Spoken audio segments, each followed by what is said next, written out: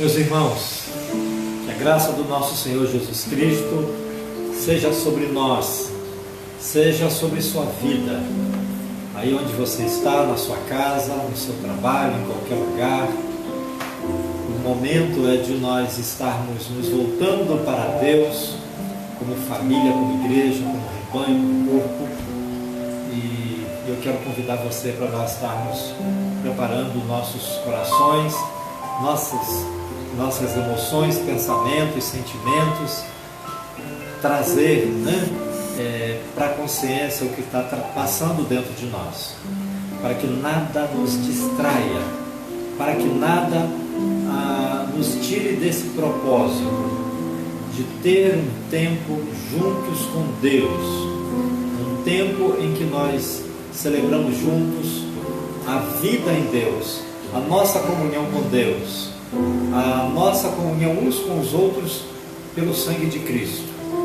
Então, em nome de Jesus, nós vamos fechar nossos olhos e vamos falar com o nosso Deus, invocando a sua presença, para nós entregarmos a Ele o nosso louvor, a nossa adoração e pedir que Ele tome esse coração, tome essa vida que nós o entregamos, que Ele toque, que Ele abençoe, que Ele mexa como Ele quiser fazer, que Ele restaure se for o caso, que Ele cure se for o caso. Mas o que nos interessa realmente é ter um tempo precioso em comunhão com o nosso Deus, na presença dEle, que Ele alimente esse coração, que Ele dê direção para nossas vidas. É isso que nós precisamos, né, irmãos? Deus, nós queremos Te entregar, Senhor, o louvor que o Senhor é digno, Deus, a adoração que só o Senhor merece, Deus. Nós queremos, Pai, louvar e bendizer o Teu santo e doce nome, Deus. Nós queremos proclamar as verdades eternas do Senhor, proclamar as Tuas maravilhas, ó Deus. Nós queremos, nosso Deus, anunciar a Tua salvação. Pai, nós queremos também, ó Deus, dar ao Senhor o nosso coração mais uma vez, como oferta agradável, como culto vivo, como sacrifício vivo, como o nosso melhor presente, Deus. Pai, nossa boca está ao Teu dispor, nosso coração, meu Deus, está aberto para o Senhor, nossos ouvidos, fala, Deus, ao nosso coração, fala pelos louvores, pelas orações, fala pela palavra, fala pelo silêncio, fala conosco, nosso Deus, fala com a Tua igreja, vem, visita a Tua igreja, ó bendito Salvador. Sem Tua graça ela murcha e ficará sem vigor. Vivifica nossas almas, ó Senhor. Pai, eu Te entrego meus irmãos que estão aqui, ó Deus, também fazendo este culto, Te entregando este culto.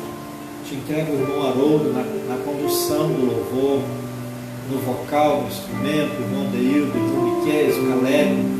Te entrego a Gisele, a Deus, que estão aqui trabalhando também na transmissão.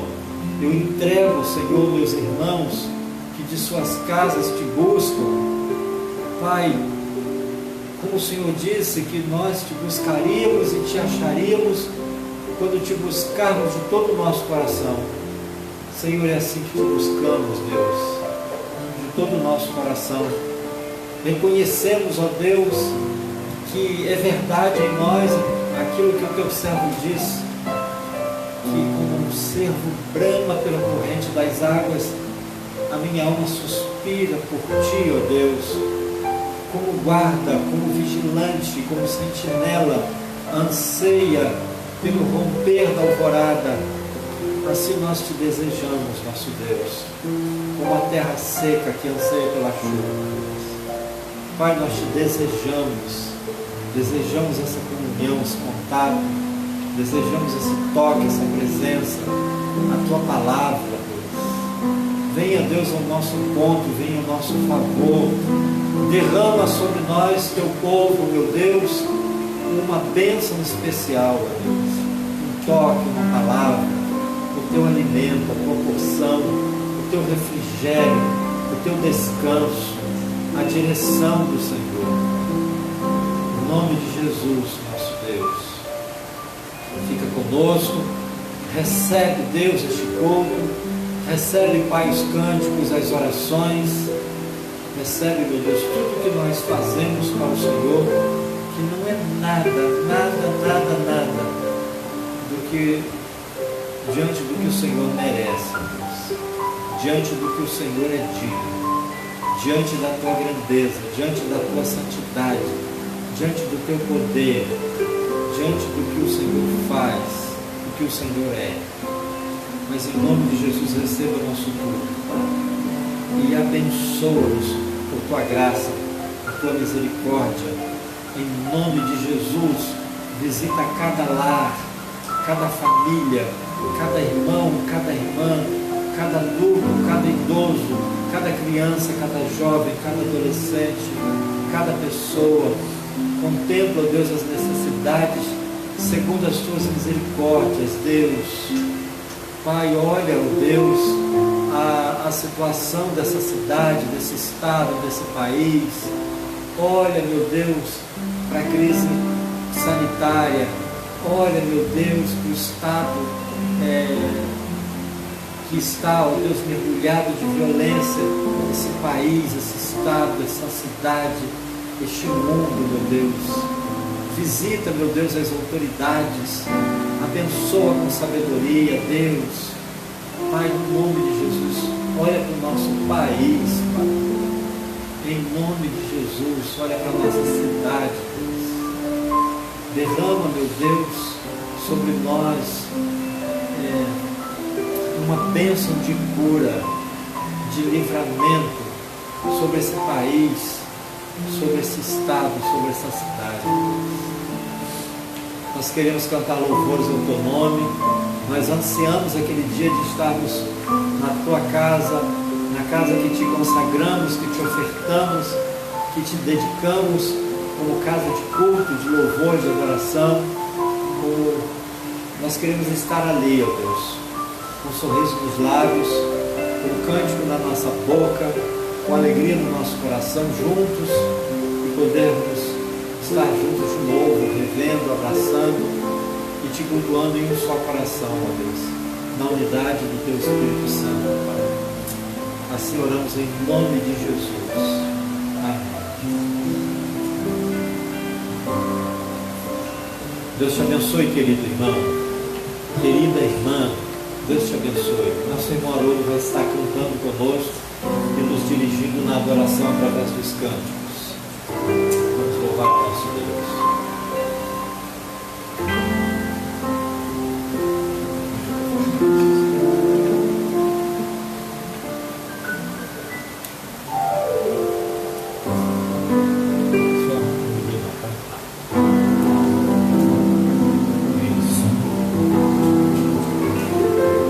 Olá, queridos, boa noite para todos. É um prazer estar aqui neste momento para fazermos aquilo que Deus espera de cada um de nós, né?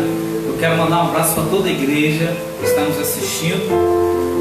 Pode baixar um pouquinho o microfone. Para todos os irmãos, amigos que estão nos assistindo agora.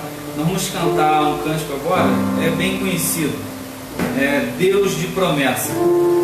Nós estamos vivendo tempos difíceis. Nós temos vivido tempos aí onde muitas pessoas têm perdido a esperança, têm perdido a fé. E nessa noite eu quero, junto com os amigos, com os irmãos, a fortalecer a nossa fé em Deus. A nossa fé não nas coisas materiais, mas a nossa fé em Deus. Esse cântico aqui é interessante, ele fala: sei que os teus olhos, os olhos de Deus, estão sempre atentos em nós, em cada um de nós, e os ouvidos de Deus, eles estão sensíveis para ouvir o nosso clamor. Nós podemos até chorar, passar por momentos difíceis, mas a alegria vem pela manhã. Esse é um Deus de perto. Se Ele é um Deus de perto, não é um Deus de longe. Ele nunca mudaste, Ele é Deus. Então eu te convoco agora nesse momento a afirmar a tua fé em Deus, porque as promessas dele, a promessa de Deus é fiel em nossas vidas.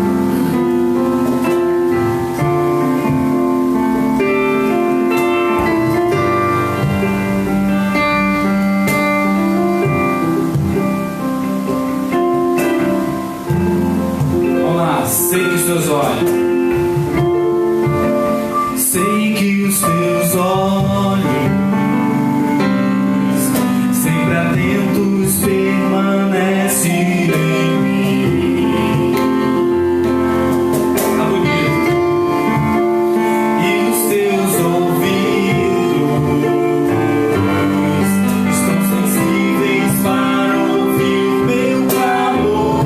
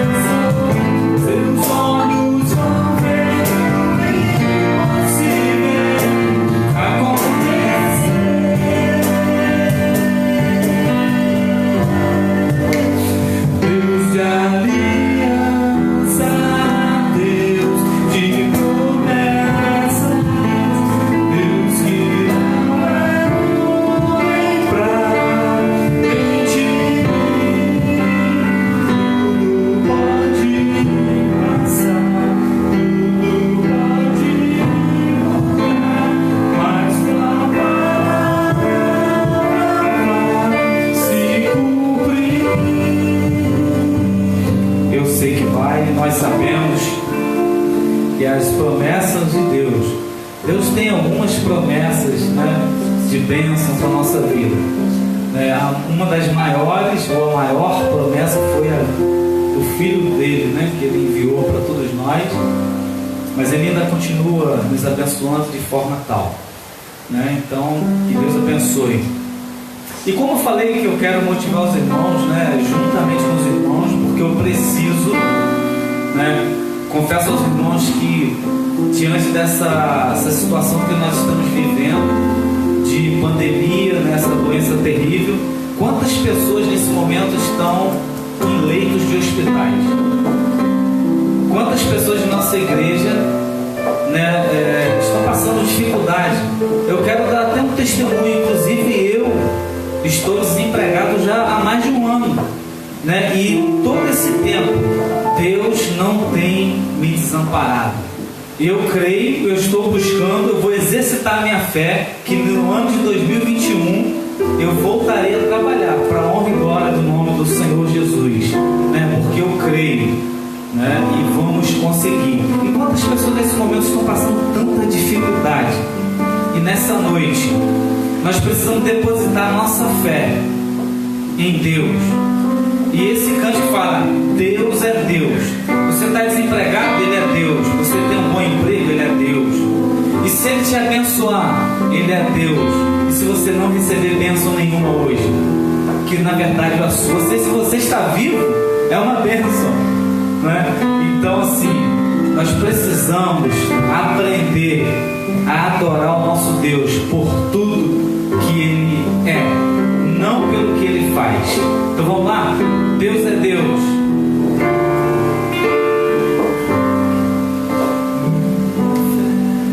Minha fé não está firmada nas coisas que podes fazer. Eu aprendi a te adorar pelo que és. Dele veio sim o amém, somente dele, mais ninguém. A Deus seja o louvor. Se Deus fizer, Ele é Deus. Se não fizer,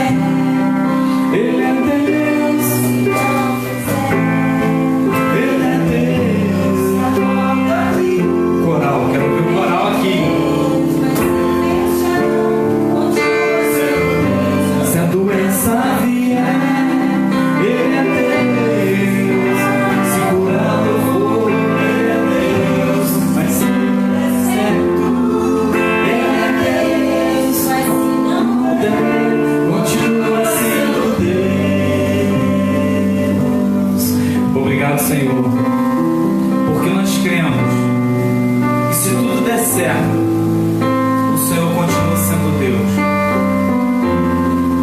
Pai, nós cremos que estamos passando por dificuldade, mas o Senhor é Deus.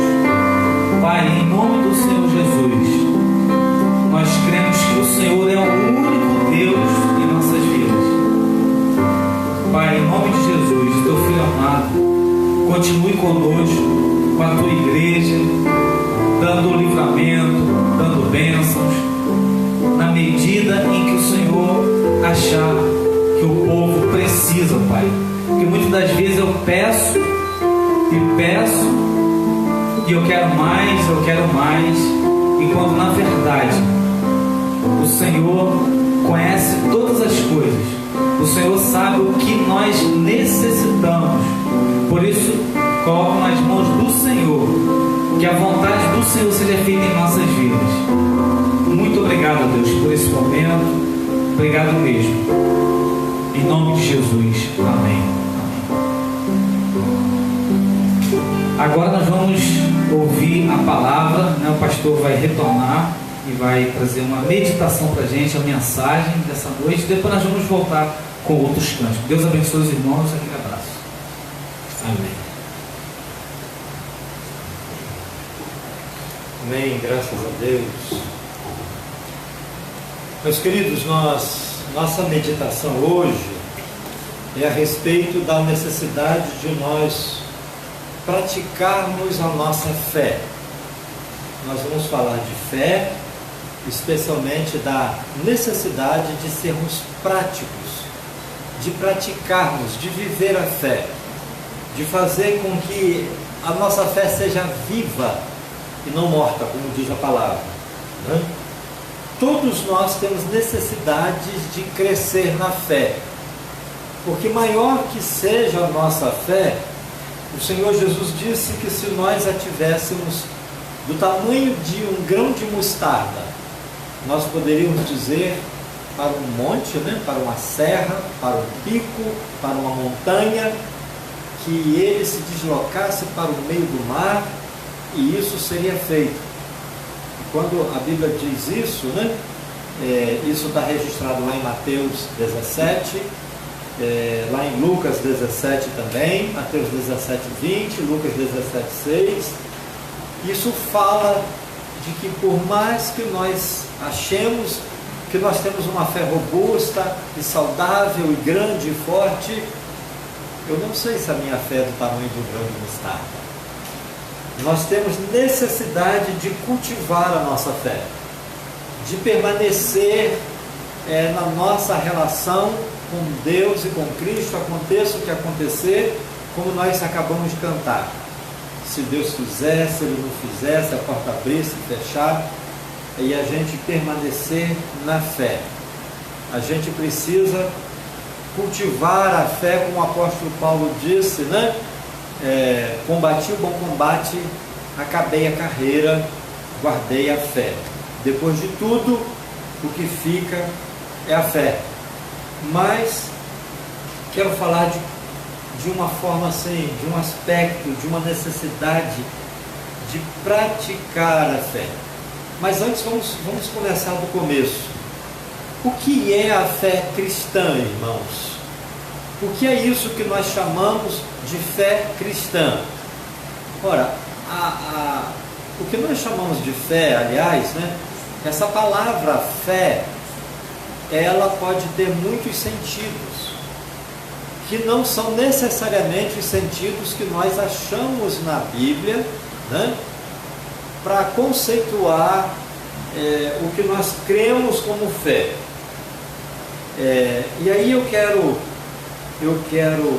por exemplo, ler com os irmãos alguns textos da Bíblia, e eu quero convidar os irmãos daí das suas casas a abrirem suas Bíblias, para a gente folhear juntos, para a gente aprender juntos, para a gente recapitular juntos. É uma forma da gente se alimentar juntos. O que é a fé? Vamos ver o que a Bíblia diz que é a fé. Eu imagino que os irmãos já estejam abrindo aí no capítulo clássico da Bíblia sobre a fé. Né? Que capítulo é esse? Hebreus 11, né? O capítulo da fé. Né? Mas nós vamos ler esse capítulo, o livro de Hebreus, vamos ler esse capítulo, mas não agora, daqui a pouco. Mas por agora eu queria dar um passeiozinho sobre outros textos, né? Aliás, um passeio por outros textos da Bíblia. Por exemplo, vamos em Judas, capítulo 1, versículo 3. Judas é uma cartinha pequenininha que vem colada com Apocalipse. E aí, antes de Apocalipse, depois de 3 João, no livro de Judas, nós lemos no versículo 3 assim: amados, procurando eu escrever-vos com toda a diligência acerca da comum salvação, tive por necessidade escrever-vos e exortar-vos a batalhar pela fé. E olha o que a Bíblia diz: que uma vez foi dada aos santos. Meus irmãos, por esse texto nós entendemos que a fé é uma dádiva. O livro de Judas, ou melhor, a Bíblia diz que a fé foi dada aos santos. A fé é uma dádiva de Deus. Ninguém nasce com fé, ninguém tem fé em si mesmo, ninguém produz fé. A fé é dada aos crentes, aos cristãos. Voltando um pouquinho, a gente vai na carta aos Hebreus, um pouquinho antes de Tiago, né? Voltando aí, João, Pedro, Tiago, a gente vai lá em Hebreus, no capítulo 12 de Hebreus, especialmente no versículo 2, a gente vai ver que a Bíblia de novo fala da fé como uma dádiva bendita, um presente que nos foi dado. Hebreus 12, 2 diz assim: olhando para Jesus, autor e consumador da nossa fé. E de novo a Bíblia diz que a nossa fé, ela foi gerada por Cristo Jesus. Ele é o autor da nossa fé e Ele é o objeto da nossa fé. A nossa fé vem dele e volta para Ele. Ele colocou essa fé em nós e o sentido dessa fé é nos atrair para Ele, de maneira que a fé volta para Ele, como tudo que há em nós se volta para Jesus. E esse é o fundamento da religião cristã, se é que a gente pode chamar cristianismo de religião, né? Mas o fundamento do cristianismo é convergir, como Deus quer, todas as coisas em Cristo Jesus. O apóstolo Paulo diz que o propósito de Deus é convergir na plenitude dos tempos todas as coisas em Cristo, todas as pessoas, toda a criação. O sentido de tudo é Jesus. E aqui nós vimos que Jesus é o autor e consumador da nossa fé. E aí, voltando bastante ainda no Novo Testamento, lá na carta de Paulo aos Romanos, no capítulo 10, a gente lê no versículo 17 de Romanos 10, de novo a descrição de fé como uma dádiva bendita, divina, uma dádiva preciosa, um presente precioso, que pela graça de Deus nós alcançamos, porque nos foi dada. Romanos 10, 17, a Bíblia diz assim: de sorte que a fé vem pelo ouvir. A fé vem de Deus pelo ouvir, e o ouvir pela palavra de Deus. A fé aqui, irmãos, é uma dádiva e ao mesmo tempo é um despertamento para Deus, né? É como se a gente estivesse dormindo e Deus nos acordasse. A fé é uma dádiva, a fé é um despertamento, a fé é o fundamento da nossa relação com Deus, o fundamento da nossa vida, né? Vamos dizer assim, da nossa espiritualidade, porque eu não consigo entender e separar a espiritualidade do cotidiano, dos outros aspectos da nossa vida.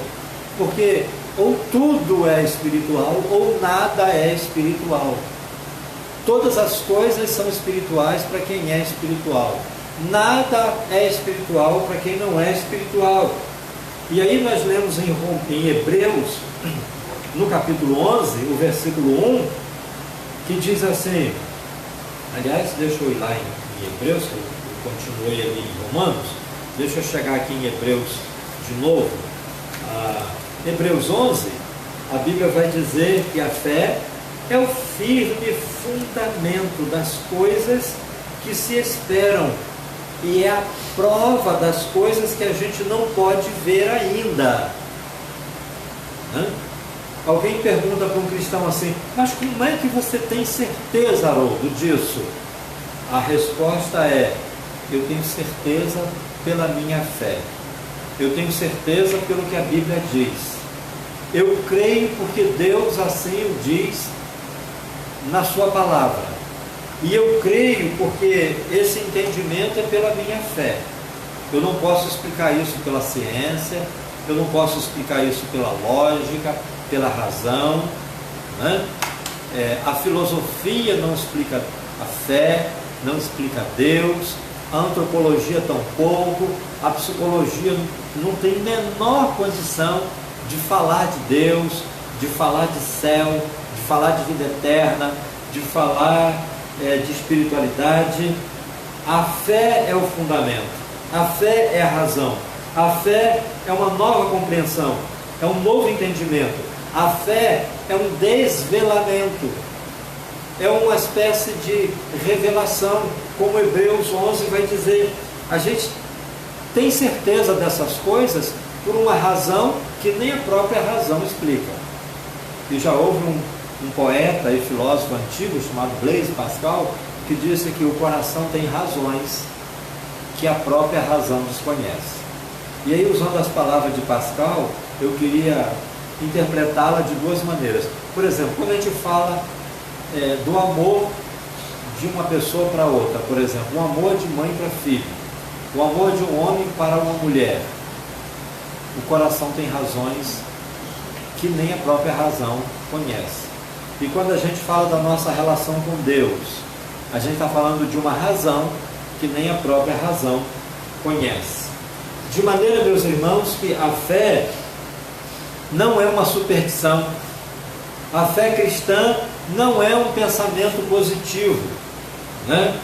Eu afirmo, né? Eu estou declarando, e aí, com todo respeito, eu peço licença aos irmãos para tocar numa coisa que é tão precioso para os irmãos, para alguns irmãos, né?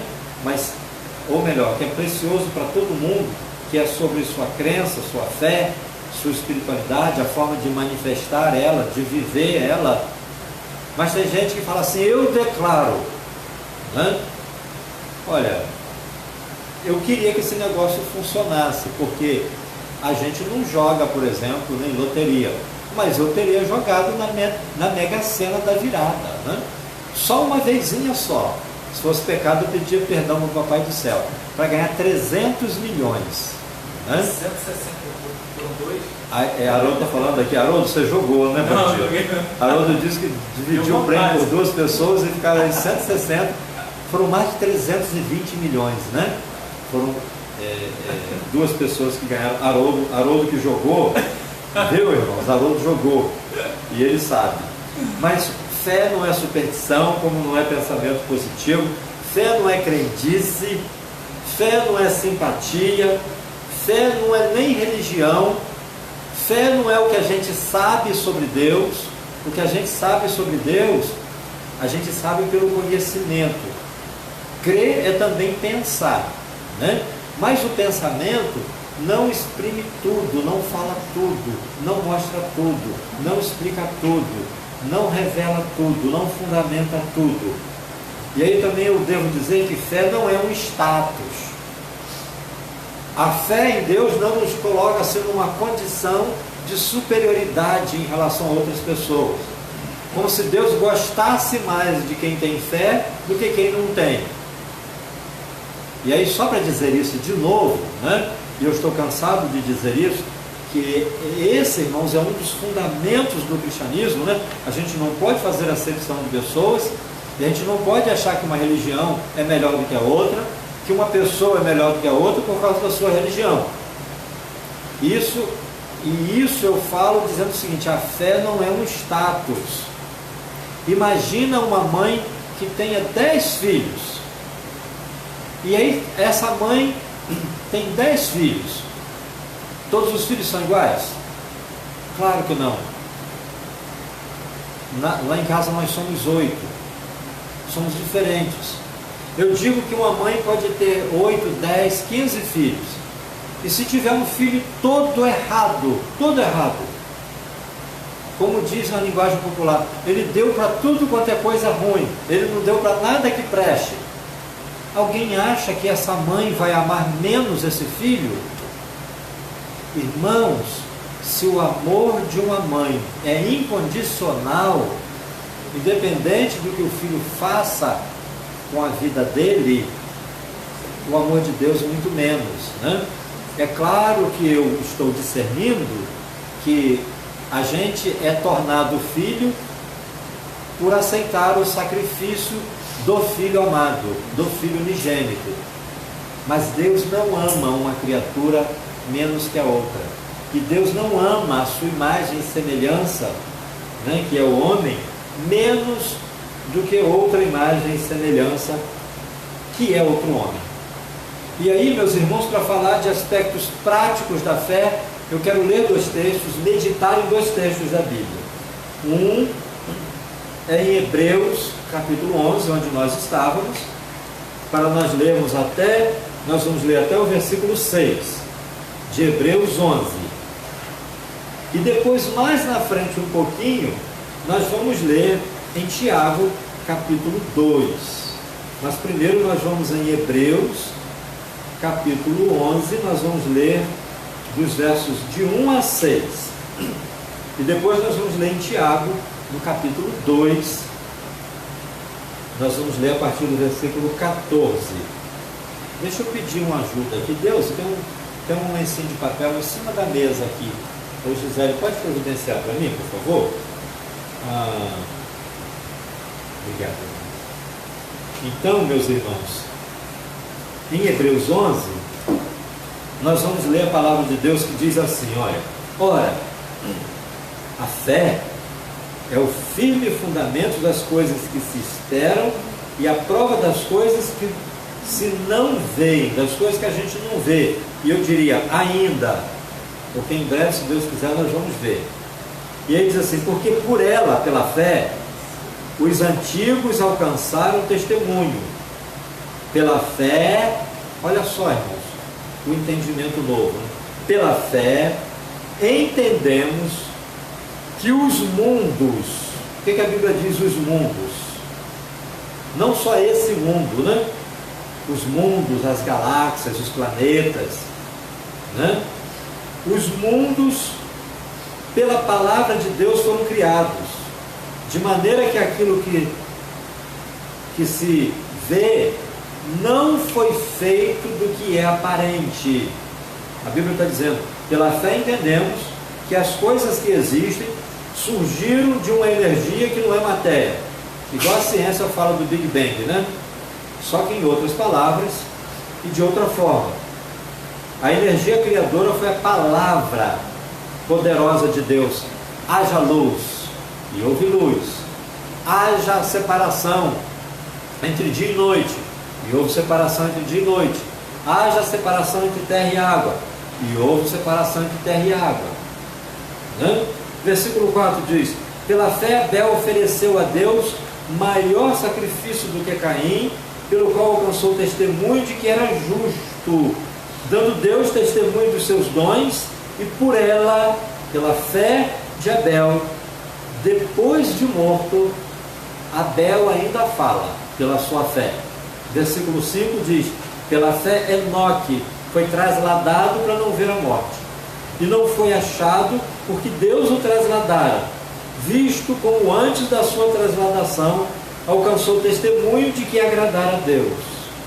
Ora, Sem fé é impossível agradar a Deus, porque é necessário que aquele que se aproxima de Deus creia que Ele existe e que é galardoador dos que o buscam. E aí a Bíblia vai continuar dando exemplos de homens que pela sua fé fizeram proezas.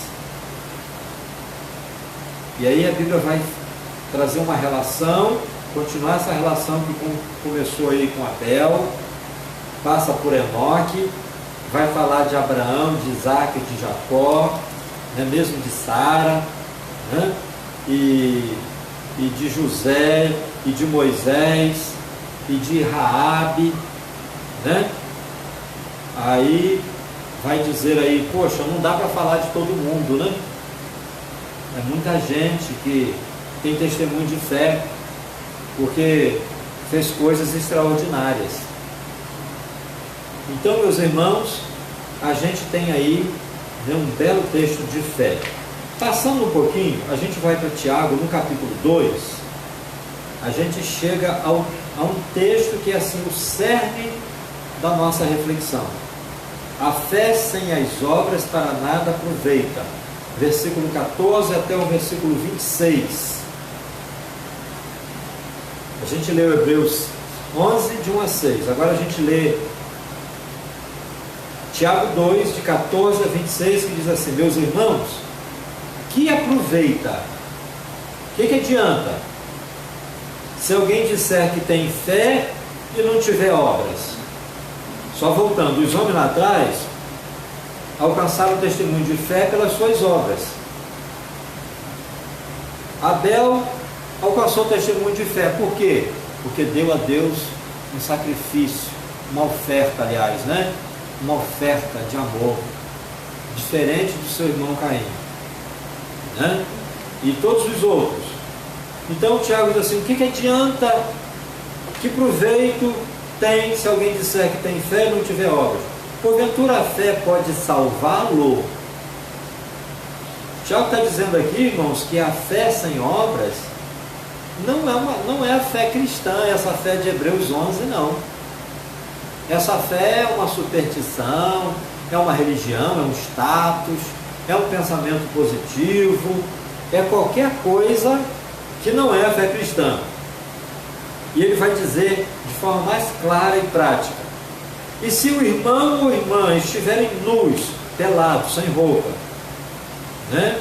Tadinho, quantas crianças há que os pais não podem comprar uma roupinha, né? E as crianças andam nuas. E se o irmão ou a irmã estiverem nus, estiverem falta de mantimento, de comida, do pão de cada dia, do mantimento cotidiano, e algum de vós lhes disser: vão com Deus, né? Ide em paz, fica tranquilo, Deus vai te abençoar, aquietai-vos. Ele diz mais: se cuida, hein, fulano? Diz assim, né? Fartai-vos. E se vocês não derem as coisas necessárias para o corpo, não adianta falar Deus te abençoe. É isso que ele está dizendo assim: que proveito tem isso? Que proveito virá disso? O que a pessoa que está passando fome que proveito que ele vai tirar de você falar para ele assim: Deus te abençoe? Isso para nós é um cala-boca. Se você souber que alguém está passando necessidade, você não tem o direito de falar para essa pessoa esse jargão, que isso é um jargão, é um vício de linguagem. Deus te abençoe, Deus abençoe. Não fala nada não, fica quietinho, sabe? É melhor você não falar nada e lá pegar o que você tiver e compartilhar. Pode ser farinha com açúcar, pode ser uma farofa de ovo, pode ser 2 biscoitinhos creme crack. Mas se você não oferecer nada, não fala nada não. É isso que o Tiago está dizendo aqui, né, irmãos? E aí, irmãos, o que ele diz assim, olha, versículo 17: assim também a fé, se não tiver obras, é morta em si mesma. A fé é morta, irmãos, a fé sem obra é superstição, né? Versículo 18. Mas dirá alguém: tu tens fé, e eu tenho as obras. Mostra-me a tua fé sem as obras, e eu te mostrarei a minha fé pelas minhas obras. Tu crês que há um só Deus? Na nossa linguagem, parabéns. Também os demônios o creem e estremecem. Você crê na existência de Deus? Você crê que Deus é bom? Você crê que Deus salva? Você crê que Deus é santo? Parabéns, mas o diabo crê mais que você.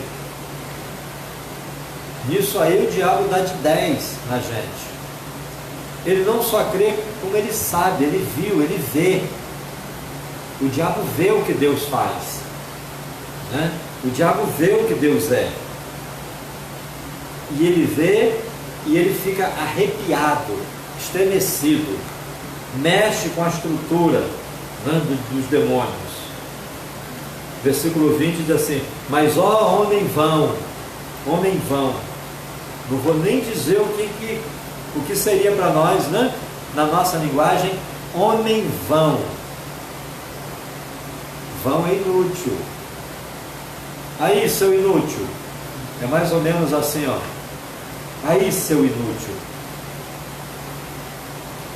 Queres tu saber que a fé sem obras é morta? Porventura, Abraão, nosso pai, não foi justificado pelas obras quando ofereceu sobre o altar seu filho Isaque? Depois a gente confere lá em Hebreus 11, 17 a 19, né? Isso aí, a gente vai voltar lá, irmãos.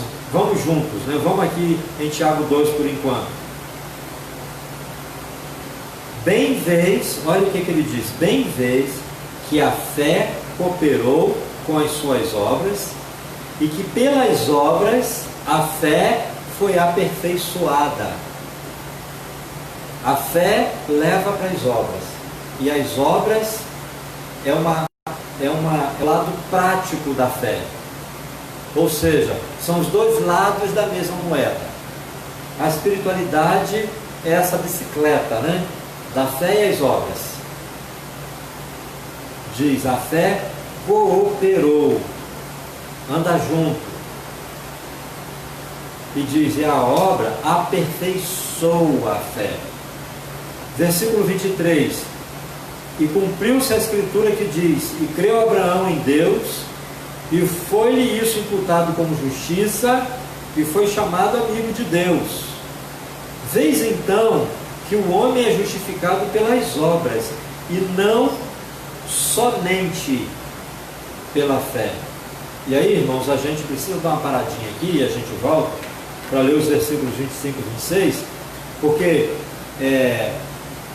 os teólogos cristãos protestantes explicam a teologia de Paulo, né, que fundamentam o cristianismo pela justificação pela fé somente. Mas aqui Tiago está dizendo que aquilo que Paulo diz, que a gente é justificado pela fé, não nos exime de tornar prática essa fé, de tornar essa fé prática em ações concretas, em atitudes, em comportamentos, em ética, em escolhas, essas coisas. Versículo 25 diz assim: e de igual modo Raabe, Tiago citou Abraão, agora está citando Raabe. De igual modo Raabe, a meretriz, não foi também justificado pelas obras quando recolheu os emissários e os despediu por outro caminho?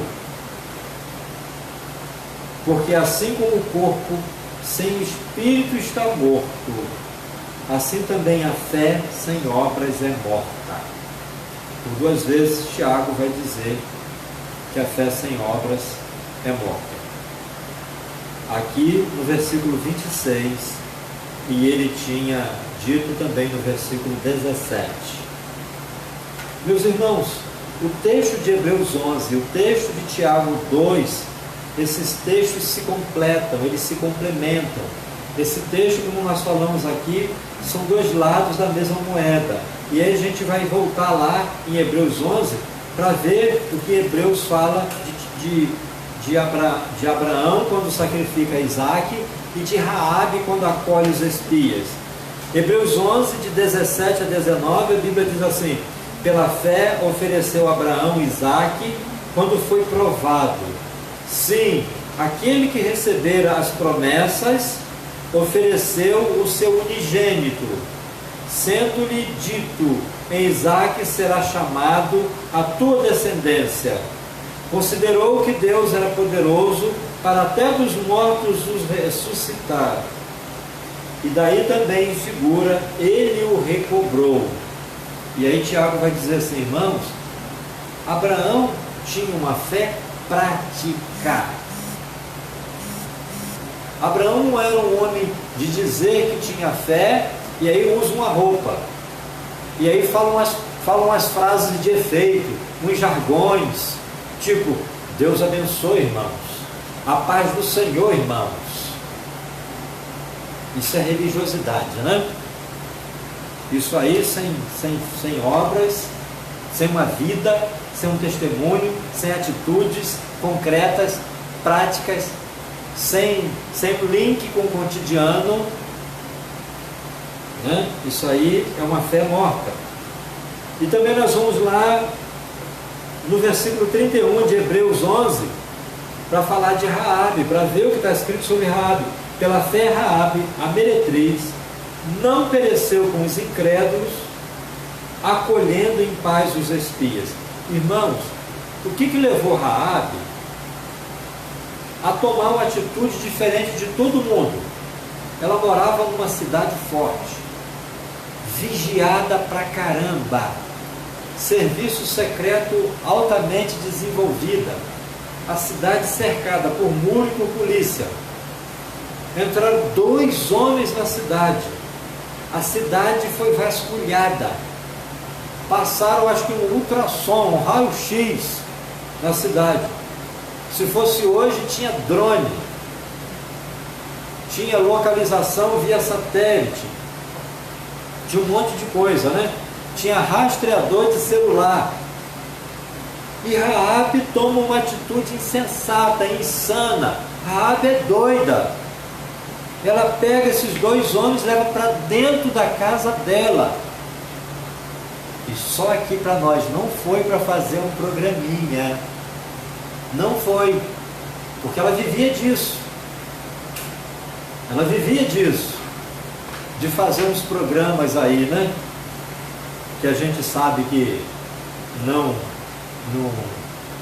é pra gente assim, né? Não é pra gente igual a gente, né?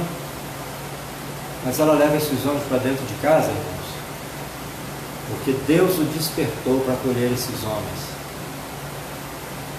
E aí ela alcança testemunho, né? Colocando a vida em risco. A fé de Raabe a fez colocar a vida em risco. A fé de Abraão colocou a vida do seu filho em risco. Mas é isso. Meus irmãos, só voltando para a gente falar da necessidade da gente ser prático na fé. A primeira pergunta que eu fiz para a nossa reflexão é: o que é a fé? Agora eu quero fazer a segunda e a última, e a mais importante: para que serve a fé? Para que serve a fé? Né? E aí, irmãos, eu queria tomar aqui o texto de Romanos, voltar de Tiago, lá para Romanos, lá para Paulo. Romanos, no capítulo 1, nós lemos o versículo 16 e 17. Especialmente o versículo 17. Romanos 1, 16 e 17. A Bíblia diz assim: porque não me envergonho do Evangelho de Cristo, pois é o poder de Deus para a salvação de todo aquele que crê, primeiro do judeu e também do grego. Né? O Evangelho é o poder de Deus para a salvação, porque nele, no Evangelho, se descobre a justiça de Deus pela fé. Né? É a fé que Deus coloca no nosso coração que nos leva para o Evangelho. E o Evangelho nos leva para Cristo. E Cristo nos leva para Deus. E Deus nos leva para o céu. Né? Só que o Deus que nos leva para o céu, Ele falou, mas eu não quero que vocês venham para o céu agora, porque eu tenho outro propósito, outra proposta para vocês aí na terra, para já, para agora, para esse tempo. E aí, irmãos, 1,17 de Romanos diz assim, porque nele se descobre a justiça de Deus, nele, no Evangelho, se descobre a justiça de Deus de fé em fé. Ou seja, do início ao fim, como está escrito, mas o justo viverá da fé. A vida do cristão precisa ser norteada pela sua fé. A vida do cristão precisa ser baseada, embasada, alicerçada, estruturada pela sua fé. O cristão, realmente cristão, e que pratica o cristianismo, que pratica a sua fé, ele faz da fé a sua vida. A fé é praticamente a vida do crente, porque todas as saídas da vida são saídas de fé.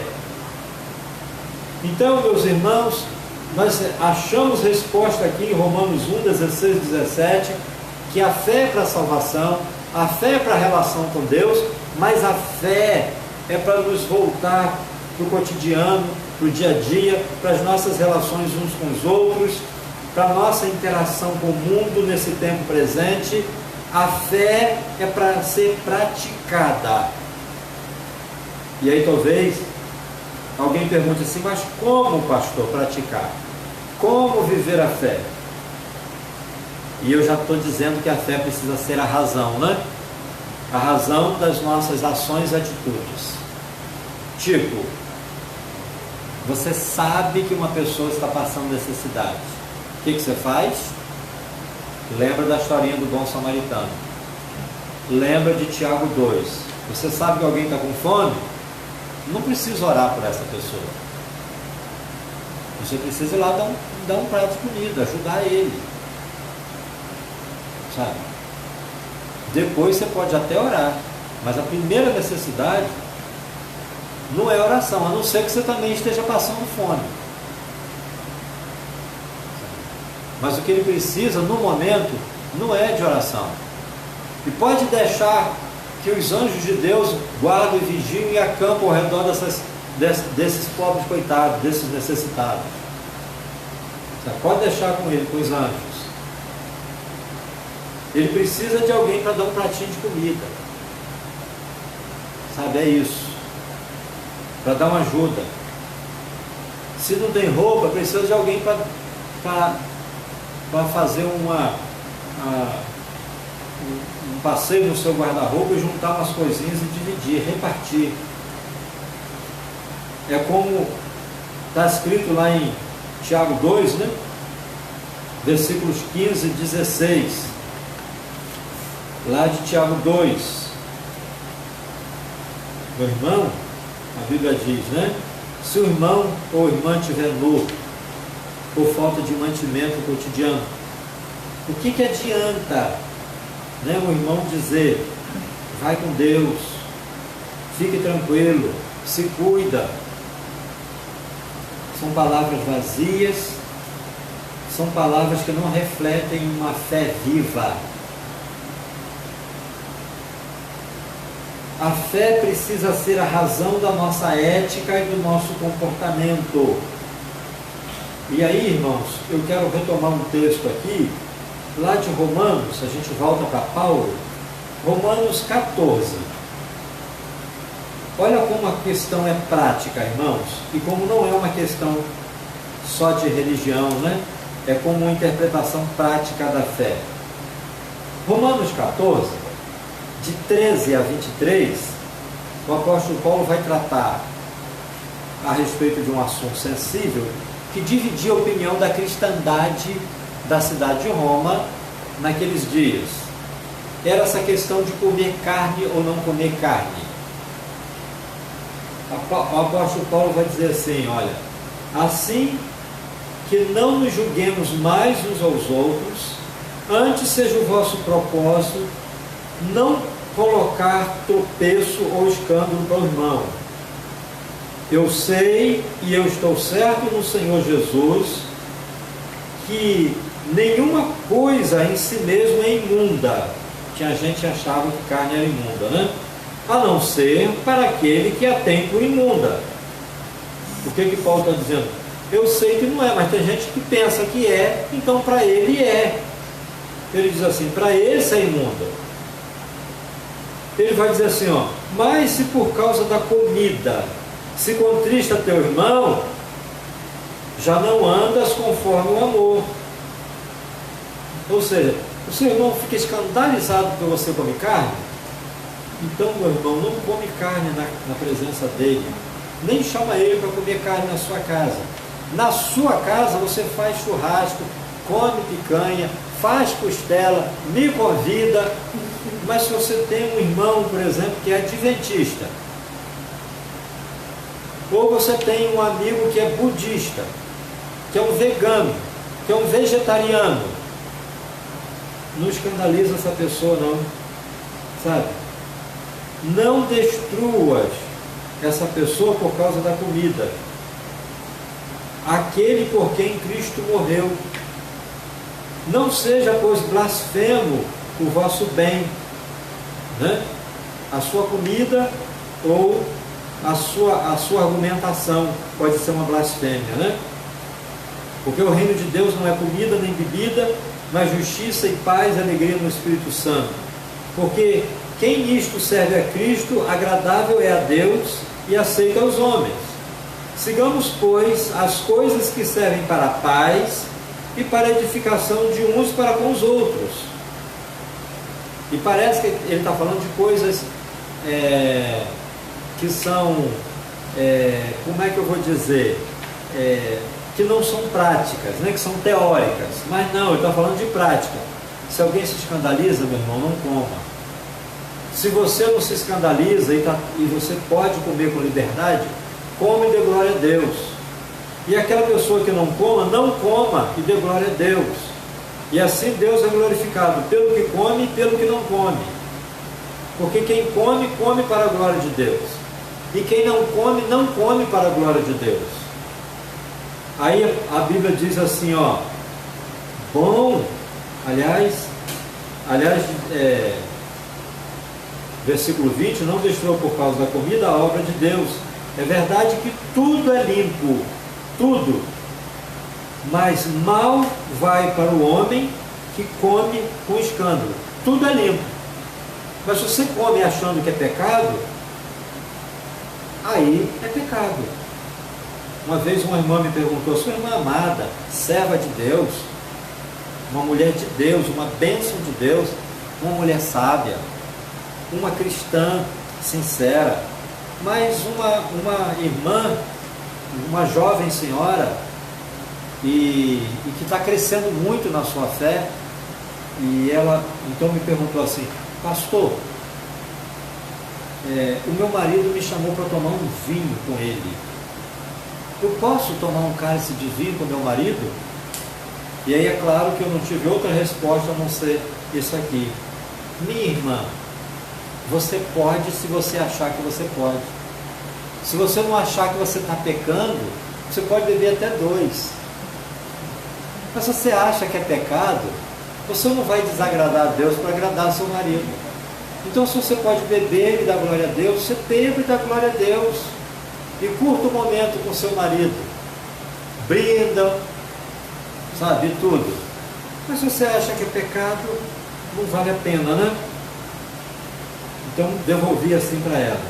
Irmãos, a Bíblia diz assim no versículo 21: bom é não comer carne, nem beber vinho, nem fazer outras coisas em que teu irmão tropece. A Bíblia não está dizendo que é bom não comer carne. A Bíblia está dizendo assim, ó, comer carne, beber vinho ou qualquer outra coisa, se for para escandalizar alguém, o melhor é não fazer. É isso que a Bíblia está dizendo. Se for fazer tropeçar, ou escandalizar, ou enfraquecer, o bom é não fazer. A Bíblia diz assim: tens tu fé? Tenha a sua fé para você mesmo, diante de Deus. Bem-aventurado aquele que não se condena a si mesmo naquilo que aprova. Paulo diz assim: feliz é quem acha que pode comer carne e come carne. É isso que está dizendo assim. Mas aquele que tem dúvidas, se come, está condenado, porque não come por fé. Olha aí, olha a ética, olha o comportamento.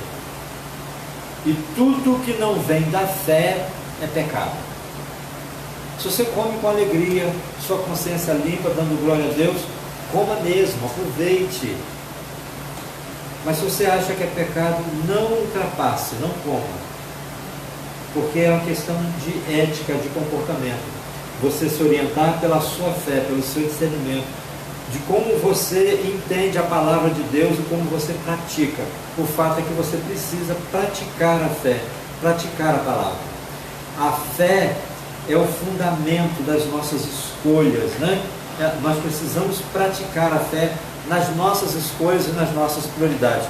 Eu sempre falo o seguinte: a moça e o rapaz vão namorar, precisam praticar a fé. Vão namorar quem? Vão namorar por quê? Vão namorar como? Namoro é um exercício de fé. Namoro é um exercício de fé.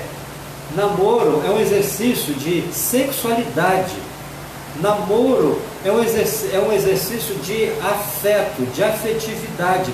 Mas olha como fé e sexualidade, afeto, sociabilidade estão entrelaçados. Vai casar? Vai casar com quem? Vai casar por quê? Vai casar para quê? Ah, eu vou casar para ser feliz, eu vou casar porque eu sou apaixonado. Vai dar ruim. Está aí o pastor Cláudio Duarte, que é mestre em dizer essas coisas. E se quiser é só assistir lá as coisinhas engraçadas que ele fala, que é tudo verdade. E a profissão? Eu vou escolher que profissão? Escolha pela fé. Como é que eu vou honrar a Deus?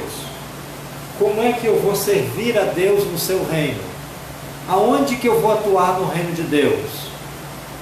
Quem falou que para agradar a Deus alguém precisa ser missionário, missionária, pastor, diácono, professor de escola bíblica dominical? Você pode ser açougueiro, pedreiro, engenheiro, advogado, arquiteto, dona de casa, empregada doméstica, motorista. Pode ser o que você quiser ser. O fato é que você precisa praticar a sua fé. Meus irmãos, eu creio que às vezes falta para a religião esse incentivo, esse desafio que é praticar a fé. Praticar nas coisas cotidianas, na relação com o próximo, praticar na ética, no que está na intenção, no coração, sabe?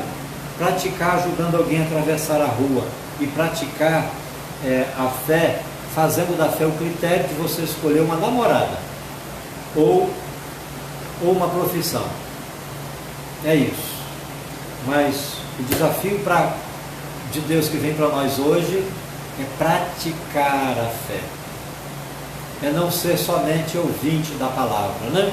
Mas praticante, como disse Tiago. Só lembrando que Tiago, no capítulo 2, no versículo 1, ele diz assim: meus irmãos, não tenhas fé em nosso Senhor Jesus Cristo em acepção de pessoas. Cara, se você tem fé, você não tem direito de achar que alguém é melhor que ninguém, do que alguém. Fazer acepção de pessoas. Ele cita lá a questão, o rico e o pobre. Mas pode ser o crente e o não crente, o católico e o protestante, o homossexual e o heterossexual. É isso. O branco e o preto, o gordo e o magro. Enfim, não dá para ter, né? Não dá para a gente viver essas coisas com algum discernimento da palavra de Deus.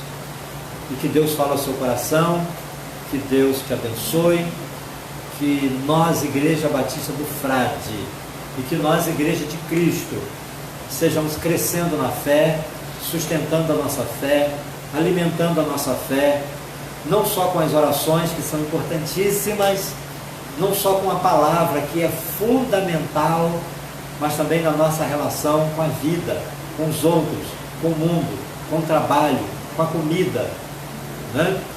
Com a natureza, com o dinheiro. Né? Que desafio bom é a gente administrar o dinheiro pela fé, né? Administrar o corpo pela fé, administrar todos os recursos pela fé, as oportunidades. Que Deus assim nos abençoe e que nós sejamos dignos, irmãos, dessa fé maravilhosa, que nós nos façamos dignos de ter sermos abençoados, presenteados com essa dádiva bendita que é a fé. Você tem fé em Deus? Parabéns, mas cuidado para um dia, né, para não servir para você essa palavra de Tiago, diz assim: parabéns, os demônios também têm, ele também crê igualzinho em você, né? Jesus falou que a gente precisava, a nossa ética, a nossa justiça precisava exceder, ir além dos escribas e dos fariseus. E Tiago está falando aqui que a nossa fé deve ir além da fé que os demônios têm. E eu espero que isso seja verdade em mim, que isso seja verdade em nós, para a glória de Deus. Amém. Vamos orar? Obrigado pela palavra, nosso Deus. E tenha misericórdia de nós, o Senhor nos ajudar a viver essa palavra, essa fé viva. Aviva a nossa fé, Senhor. Alimenta a nossa fé, ó Deus. Ajuda-nos a crescer na fé, Senhor. Em nome de Jesus, para a glória do Teu nome. Amém. Meus irmãos, eu vou ficando por aqui. Nosso irmão Haroldo vem nos dirigir mais um cântico, cantar conosco. Bênção para a sua vida, bênção para a sua casa. Uma semana cheia de graça para você. Se você souber que alguém está passando alguma necessidade, exercita a sua fé. Nas suas escolhas, nas suas ações, nas suas atitudes, coloca aí a sua fé em prática. Que Deus abençoe. Um grande abraço para os irmãos.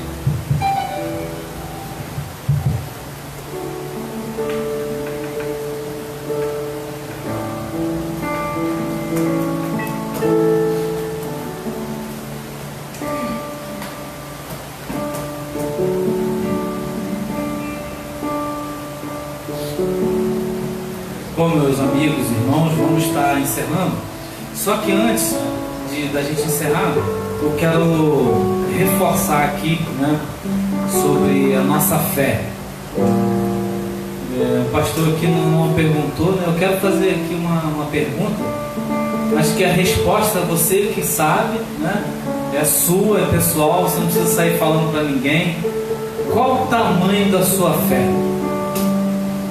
A Bíblia fala que se você tiver fé no tamanho de um grão de mostarda, olha, você consegue fazer muita coisa.